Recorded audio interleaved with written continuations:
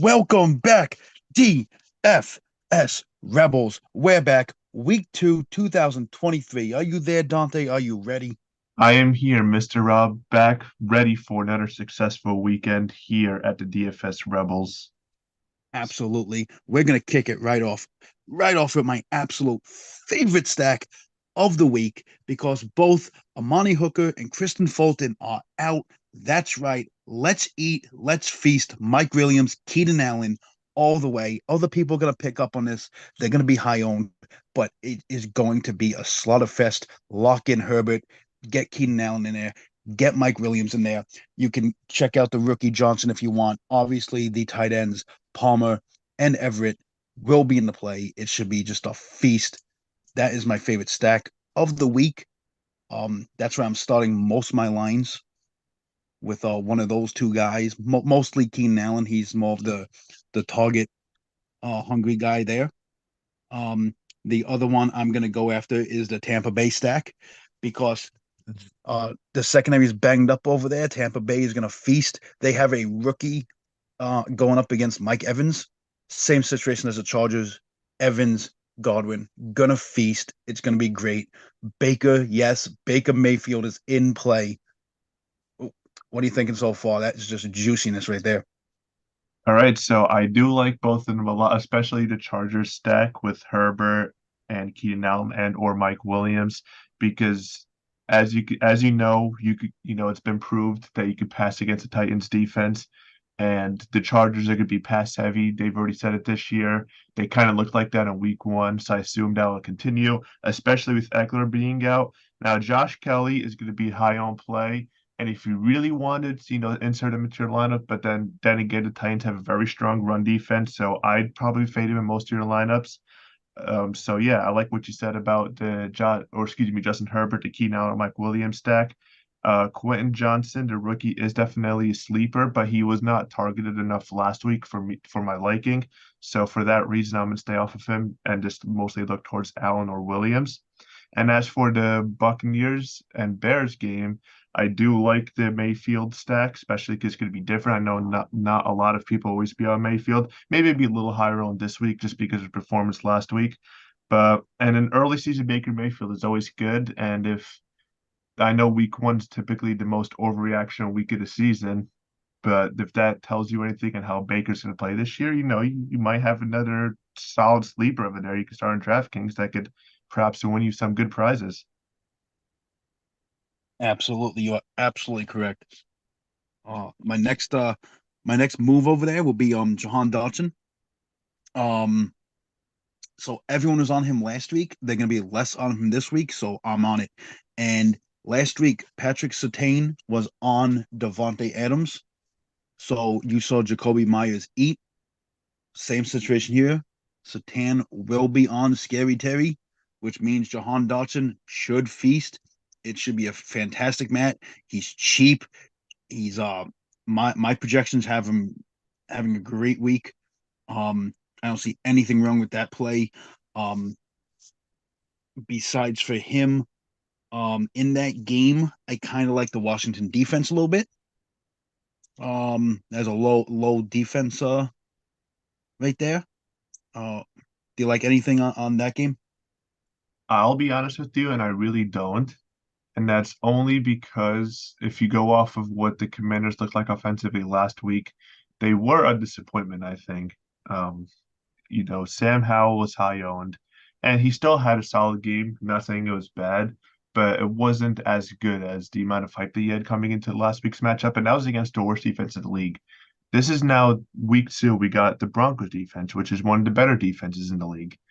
So I'm personally going to fade anybody on that offense with the exception of Brian Robinson. And the reason why I like Brian Robinson is because obviously he's number one running back on the team, and he always has a very high target share in the red zone. So when they do pass the ball in the red zone, Brian Robinson is one of the main targets. I definitely do like him a lot over there. Now, if you do want to start one of the Commanders receivers, obviously go Jahan Dotson. That's because the matchup you said with Pat Surtain more than likely could match up against Terry McLaurin for a large majority of the game. So Jahan Dotson could be in play, but I personally am going to fade anybody on the Commanders offense tomorrow with the exception of Brian Robinson.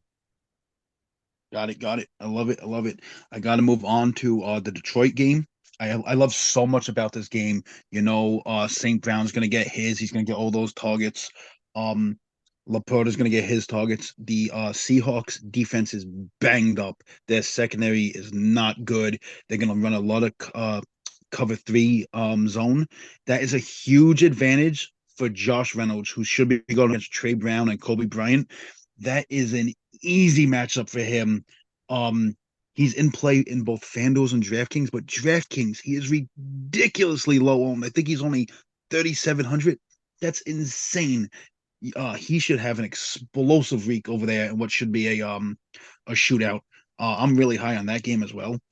Do you like that game? Because I was even looking on the other side. People like DK Metcalf was only like 7% owned. It's just crazy to me. Crazy to me. Yeah, no, I love both sides of the game. However, I am definitely more towards the Lions offense. It's only because if the Lions defense shows up and plays anyway like they did against the Chiefs on the Thursday night opener last week, the Seahawks offense could be in really big trouble. And the Seahawks offense kind of struggled against the Rams defense last year. So there's not a whole lot of optimism going on right now around the Seahawks. Not saying that they're going to struggle tomorrow. I would expect them to do good. And I definitely like that DK Metcalf pick since he is so low owned. So if he catches a touchdown or two, has a nice game, that could be a league winner or excuse me, a money winner for you. I definitely like Amon-Ra St. Brown. He gets way too many targets. He gets way too many yards. He's always targeting the red zone, especially third down, anything. And just like you said, the Seahawks defense is beat up. So I think Amon-Ra St. Brown's going to have a really good game tomorrow. He's one of my favorite receivers in the league. Josh Reynolds, just because of how cheap he is, you got to be on him. And I'd honestly go as far as saying Jahmyr Gibbs. I think maybe tomorrow you're going to start to see him break out a little more. He already had a solid debut against KC, so I think he's only going to get better and see more of a target carry share. And I also kind of like the tight end too. I do like Laporta because in his first game he looked like a reliable tight end target. So I would expect him to be more involved in the offense tomorrow too, especially like you said, because how beat up that Seahawks defense is. I love that. I love what you're saying. You did mention Gibbs. Gotta say, I love that because the Lions are gonna be without their two top linemen. So that opens up for Jahmyr Gibbs' passing game more than his running game, which is, especially good on DraftKings. So I'm all over that. I actually prefer Gibbs over somebody like Joshua Kelly because Joshua Kelly obviously has a lot of ownership going towards him, and I want to fade that. Um, and I think Gibbs is the perfect pivot, just like you said. You obviously don't need me telling you that Christian McCaffrey is a must play. Um, but if you want to pivot off of him, you can go Barkley. Again, you don't need me to tell you to play the studs, but I think he's a good pivot. He's a little less owned. He's a little cheaper. I think he needs to do good. He's pissed off from last week. I think he has an explosive game coming from him. Other running backs I really like. Roshan Johnson, and I mentioned him last week. I was right. I think he's going to be fantastic again this week. Love him. Um, if you look at the footage from last year about Rashad White, and then you watch his one game this year, he's really not that good. I wanted to like him, but I don't. Um, Sean Tucker, you're going to see him getting more and more opportunity. I think he is so low owned, so cheap. If you want to do the $1 million tournament, he is the perfect piece to throw in there because he scores a touchdown. You're winning money because no one's on him. He's cheap. Perfect pivot, perfect value. Um, those are some of my low owned pivot plays for running backs. What running backs do you really like on this slate that you want to lock in? So I love the Saquon and McCaffrey picks. Obviously, those are way too easy. Saquon is more than likely going to go off tomorrow because, like you said, he's pissed. And if you do trust anybody in the Giants offense, it would only be Saquon. Maybe Darren Waller, but I'll get more into that later. McCaffrey, I like a lot. He's probably be high owned. Obviously, he's expensive, but I do like McCaffrey a lot because I've seen that forecast of that game has some rain in it. So if that's the case and it actually rains in that game in Los Angeles tomorrow, then obviously the run game will be heavy. And of course, that'll heavily feature Christian McCaffrey in the 49ers offense. Bijan, another automatic play, and that's just because He's Bijan Robinson. He had a strong week one debut. Now, Algier did steal a couple touchdowns for him, but I expect to see less of that as they get Bijan more involved.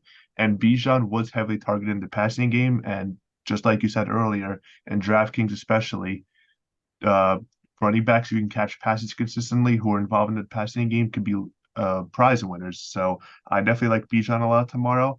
And staying in that same game, I do like AJ Dillon tomorrow, and that's because Aaron Jones is questionable. And even if Aaron Jones does suit up and play tomorrow, he might not be used a lot. So I think that'll open up more opportunities for AJ Dillon to potentially make a strong impact. I like what you're saying. Like I said, I want to fade some of the chalk. So I want to fade Joshua Kelly. I want to fade AJ Dillon. The chalk is going there. So besides the guys I just mentioned, I'd rather he's kind of high owned, but ETN, I think that's a juicy matchup right there. Jacksonville and Kansas City is going to be crazy good. Um, I'm not going to bite on Kelsey. I saw him like practicing today. He was still holding his knee after every play. He's going to be out there as fodder. Um, but you want to get extra stupid, Dante. You want to get stupid. Yeah, no, let's Lock hear it. in, What you got? lock in Kadarius Toney. I'm telling nobody is on him. He looked like hot garbage that game, but he's still got what 15 targets. Yes, that's because Kelsey was out, but he's still going to get a bunch of targets because he does get open. He is a good route runner. He does. He's fast. He's quick. His release is good. His separation is good. He's going to get open. He's going to get targets, and as long as he can just catch a goddamn ball, he will hit value, and you're going to be the only one that has him in your lineup. But on the other end, ETN catches, passes, runs. He's going to be great. You know, you need to run the ball against Kansas City. And Ridley is my absolute lock this week. How many targets did he get from Trevor Lawrence? Like, oh my God. That's gonna be like a Devontae Adams, Aaron Rodgers type deal. He's that connection is fantastic. Ridley and Lawrence. What do you think about that game? Yeah, no, actually, that's a good point. That's a potential stack I do too, because if Trevor Lawrence throws a couple of touchdowns tomorrow, if it is a high scoring game, which has potential to be, I definitely like that Lawrence and Ridley connection, maybe for a potential stack. Maybe not my number one favorite stack because there's always a chance that they run the ball out tomorrow to keep Mahomes off the field as much as possible. But obviously, if Ridley's doing good tomorrow, more than likely Trevor Lawrence will be having a good game too. And as much as I want to make fun of you for that Kadarius Toney pick, I kind of do like him tomorrow too. I kind of do think he's have a bounce back game because even if Kelsey is on the field and playing tomorrow, he still isn't fully healthy. He might not have a typical Travis Kelsey afternoon. So he's going to be using the field as like a disguise to drag out defenders off the other receivers. And that might give Kadarius Toney more open looks. And then hopefully he'll have better success of catching the ball when he's wide open because all defenders are going to be on Kelsey or focused on Kelsey. So I do like Toney for a bounce back game tomorrow. And another guy, he's obviously going to be a little more expensive, probably a little more high owned, but another person I think is going to have a bounce back game tomorrow is going back to the Bears and Bucks game is going to be DJ Moore because he's too talented to have another down week. I think the Bears will try to get him more involved in the offense, especially in the passing game. DJ Moore is a very good run after catch receiver, so I think he's going to have do a lot of his damage there. And he's cheap. He's only 5,500, so it's definitely worth a gamble. And I do think he's gonna have a touchdown at least, maybe even a second touchdown. So he could definitely make noise tomorrow, and hopefully he does. So I agree. I agree. Now, if you want to look at some quarterbacks, I'm besides for Josh Allen and Diggs, who are going to be the highest owned. And if you're playing cash games, that's where you go. But I'm talking GPP. You have to look at a 3% owned Justin Fields. Nobody's on him. He's going up against a team that should be blitzing him a lot. And Justin Fields loves to run when he gets blitzed. When if he's using his legs, that's fantasy points for you. Um, he also has good.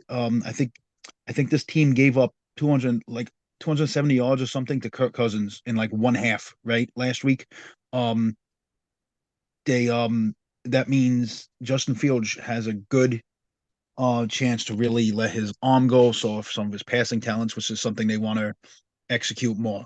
So you're going to see a lot of running. You're going to see a lot of passing. At 3%, I am all over that that pick right there of Justin Fields. Another low owned pick that I'm all over for quarterback. 5% owned, Anthony Richardson. He he came out last week. He looked solid in his first game. He looked good. I think that continues. Um, I really don't trust Zach Moss or DNJ. I think Richardson will still is still going to rush one in just like he did last week. He's going to air it out. I think he's in a fantastic spot. Um, to really to show off his skills. Not to mention the Colts defense is just in play if Stroud plays.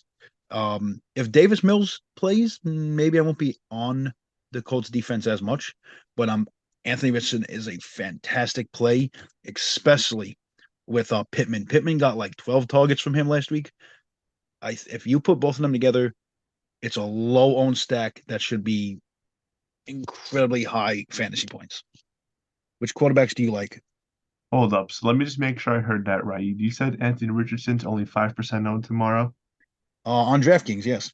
Okay, he's a lock then, because there's no reason to believe that he's gonna take a step back. Because he had a great game last week, at least a great debut. Of course, he's shown a little, a couple of plays that made you, think that okay, he's only a rookie, but he's only gonna get better, I think. And he's playing a worse defense this week in the Texans defense. So Richardson is one of my favorite quarterbacks on this league. He's already not that expensive, and just because of the ownership percentages told me I am all over him, so I'm definitely gonna have him in one of my lineups tomorrow.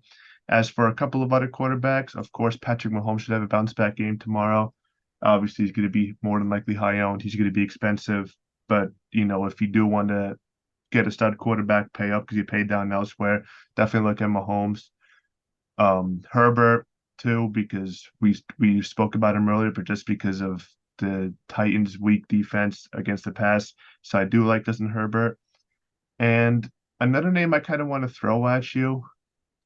I'm definitely very shaky on this, but it would not hurt to gamble because he's cheap.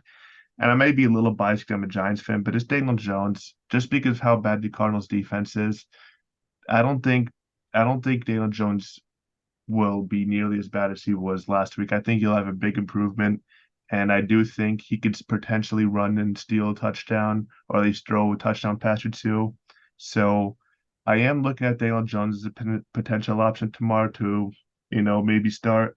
Now, of course, that's only if I need to. That's only if I need to go cheaper with quarterbacks. I pay up elsewhere, but that's definitely an option to keep in the back of my mind. And as for other quarterbacks, some of the top guys in the slate, I expect Burrow and Lamar to both bounce back in their game against each other tomorrow. But I don't think either of them are going to have a good enough game to match value. So for that reason, I'm going to fade both of them because I do think there'll be some defensive plays in that game tomorrow just because of both defenses being so good. So I'm definitely fading Burrow and Lamar just because of their price tags, even though I do think they'll look a lot better than they did last week. I absolutely think they're both going to look better. Jamal Chase, uh, T. Higgins, even Irv Smith is a huge. They had a bunch of my lineups, especially cash games. Um, Jackson should be getting maybe get blitzed a lot. He has a few linemen out, and that's pretty big. That does help Bengals out a lot. Zay Flowers looked awesome, and he is going to continue to look awesome. That's the new number one as far as I'm concerned. He's above OBJ, Bateman. He's the guy. Zay Flowers. He's impressive. But just like cash games, I'm all over Josh Allen, AJ Dillon, Joshua Kelly, Jamal Chase, T. Higgins, Josh Reynolds. For GPP plays, I'm all over like Anthony Richardson, Justin Fields, Mike Williams, uh, Derrick Henry, DJ Moore, Godwin, Evans, Keenan Allen. Those are like GPP plays for me. We didn't really talk too much about tight ends. What are you really liking there? I'm loving George Kittle. Um, the targets are there, the routes are there, the skill set is there. I love Kittle. I think he's getting in for a touchdown tomorrow. I do like Cole Kmet. Um, even though Carlson Davis is out tomorrow, which does open things up for DJ Moore and Mooney, especially DJ Moore, like you talked about him. I think Cole Kmet's still going to be a big time target for Fields tomorrow. I also really like Chiga Kongru. Um, I loved him last week. He didn't do anything. last week. I mean, I loved him last year. He didn't do anything last week. I wanted it.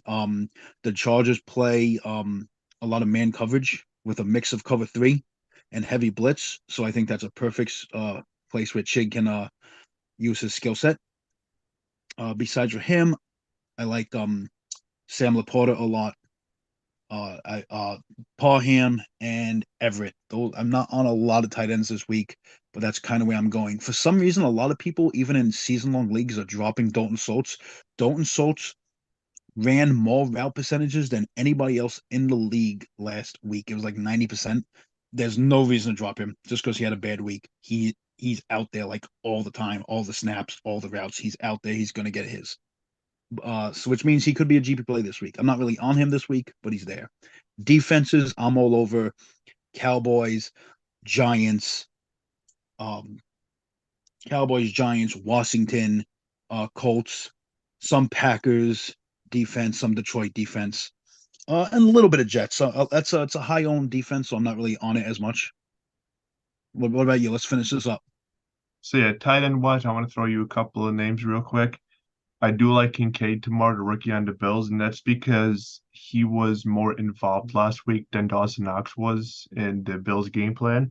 So I'm definitely on Kincaid as potentially making an impact. I also do like the rookie in the Packers, Luke Musgrave, especially if Christian Watson is out again tomorrow. And that's just because even though Luke Musgrave didn't go crazy last week, but he did show a couple of flashes. I'd expect him to get more involved this week. So I do kind of like Luke Musgrave. Those both of those plays are a little more risky, but a tight end that you did not mention that kind of I'm like, what do how can you forget him? Is Darren Waller. So yeah, back to the Giants. I know I'm a little biased here, but if anybody else other than Saquon is going to go off tomorrow, or at least have a touchdown or two, or make a big impact, it's going to be Darren Waller. He's the best pass catcher on the Giants by far. They bought him in for a reason. He looked solid against the Cowboys. He really was like one of the few bright spots against the Cowboys last week.